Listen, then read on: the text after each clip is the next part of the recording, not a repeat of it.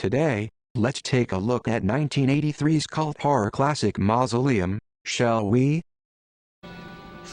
As the movie opens, we meet a little girl, Susan, and her aunt Cora.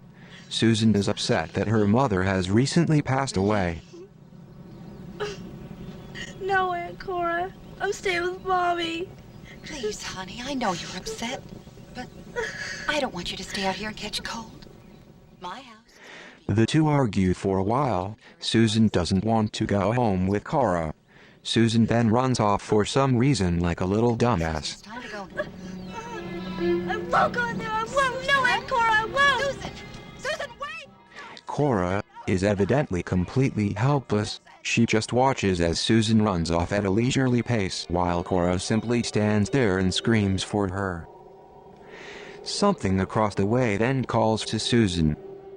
It's a mausoleum, with what I suspect is some superimposed fog and rain.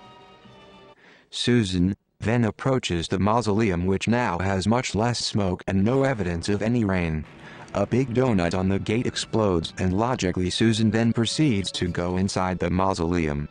Dramatically, she proceeds inside. We are now treated to the Dario Argento sequence of the film.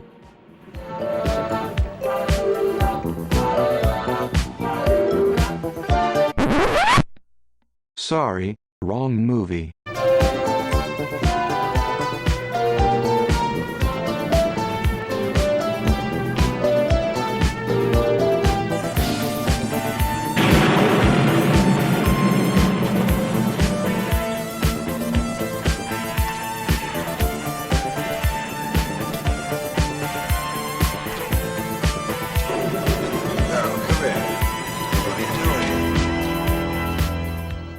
Now we get our first glimpse of what will be a recurring theme in this film, green eyes. Also, just what in the hell is that guy doing in the background? Seriously, what the hell, man?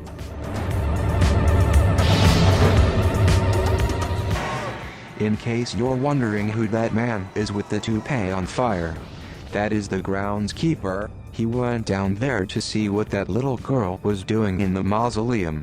I only know this because I heard it on the commentary for the film.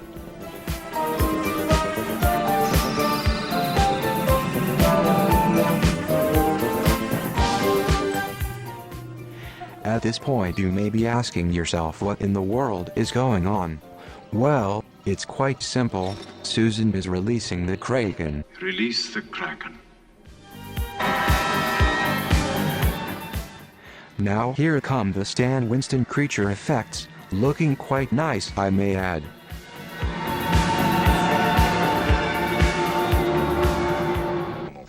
Now, it's 10 years later and Aunt Cora is talking to psychiatrist Dr. Simon Andrews about Susan.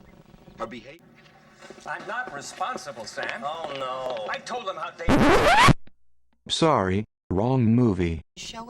It's revealed that there is something supernatural about their family, and her father kept a diary on the subject. First off, men keep journals, not diaries, journals. Get it right. Cora feels like Susan is acting like her sister did right before she died 10 years ago. She wants Simon to read the diary, journal, for some reason because she thinks he can help. What does psychiatry have to do with demonic possession? Wouldn't a priest be a better person to turn to for help with issues of demonic possession? The power of Christ compels you! The power of Christ compels you! The power of Christ compels you! The power of Christ compels you! I deal in reality. The more important question is, who in the hell was the cinematographer for this movie? Come on, look at this shit. Susan, now an adult and sexy as a playmate, goes back to the cemetery to visit her mother's grave. While there she has flashbacks to when she was there 10 years earlier. On a side note, what about the guy whose head exploded? Was there ever any sort of investigation on that? Just wondering?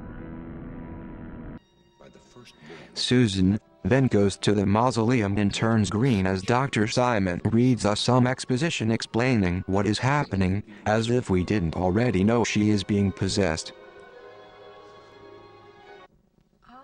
In the next scene, Susan is back home with her husband Oliver, with no recollection of how she got there.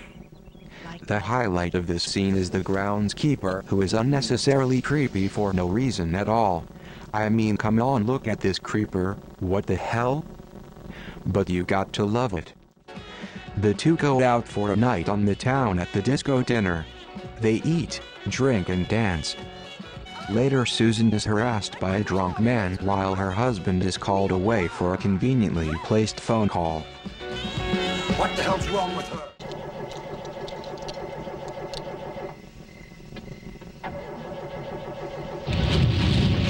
Oh, shit! After dinner, Susan sees the man who harassed her. She then proceeds to blow him up in his car with her patented green eyes. Hey!